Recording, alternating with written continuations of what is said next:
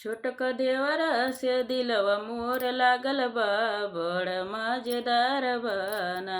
छोटक देवर से दिलवा मोर लागल बा बहुत मजेदार बाना।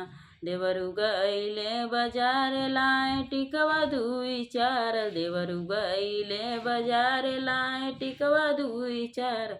टिकवा पहिर तो भाभी बड़ा झकास बा बहुत मजेदार बाना।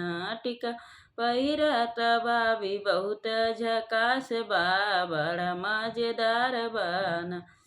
छोटक देवर पे दिलवा मोर लागल बा बड़ा मजेदार बाना। छोटक देवर पे दिलवा मोर लागल बा बड़ा मजेदार बाना।